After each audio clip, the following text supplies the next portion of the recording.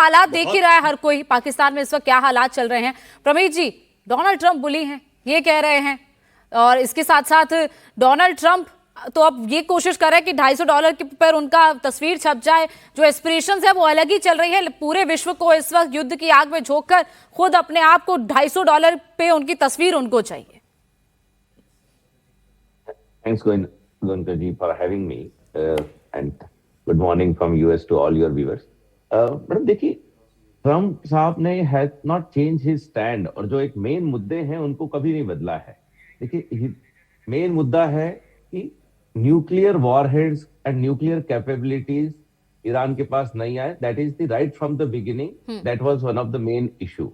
Second, state of हार्मोज को, जैसे हमारे बाकी को पैनलिस्ट ने भी कहा कि इसको जो वेपनाइज किया है ये ईरान ने किया है, and that is totally wrong, और ये अपने इंटरनेशनल वाटर और सबके बिल्कुल अगेंस्ट है।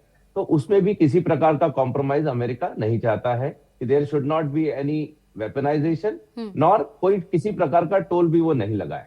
एंड तीसरी बात कि एनरिच यूरेनियम का जो परसेंटेज है वो 60% है। अगर आपको शांति प्रिय तरीके से अगर न्यूक्लियर को यूज करना है तो 3 से 5% पे आपकी बिजली बनती है। अगर आप 60% है तो विद इन 30 to 60 डेज आप उसको न्यूक्लियर वॉरहेड्स में कन्वर्ट कर सकते हैं या बदल सकते हैं।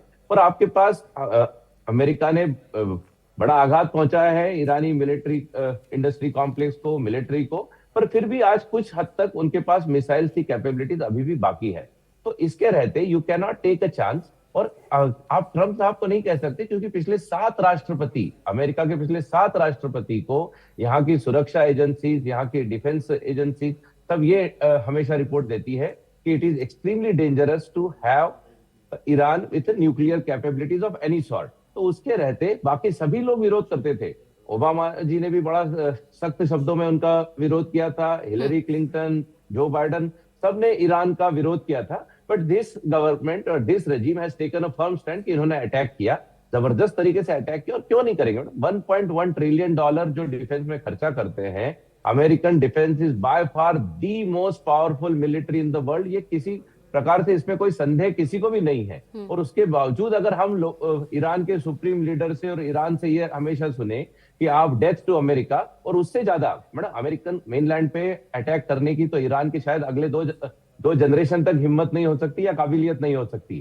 बट हमारे जो सहयोगी साथी हैं उसमें कुछ मुस्लिम देश हैं, और मेन हमारा इजराइल जो सहयोगी देश है उसको आप नक्शे से मिटा देंगे। इस तरह की अगर बात करेंगे तो America has to attack, America has to